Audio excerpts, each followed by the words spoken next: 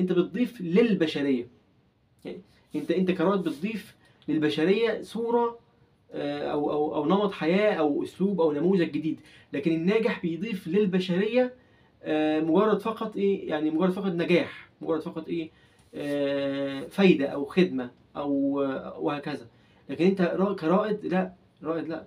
زي مثلا كان مارك زوكربيرج بتاع الفيسبوك. زي مثلا انا اللي اعرفه في العالم العربي مثلا حد علمي، احمد ابو زيد مثلا. عمل حاجه مثلا ايه ما عملهاش قبل كده اي حد خالص. عمل ايه احمد ابو زيد ده؟ اليوتيوبر المعروف اللي هو صاحب قناه دروس اونلاين. قال انا ايه، انا هبقى يوتيوبر وهسيب الهندسه. هو عمل حاجه، النموذج هو اول نموذج عمله، وهو يعتبر اول نموذج يعمل الموضوع ده، وشق طريقه وعمل كده. تمام. في واحد تاني مثلا قال لك ايه، لا انا هفسر القران، رغم ان هو مش متخرج من كليه دينيه، ولا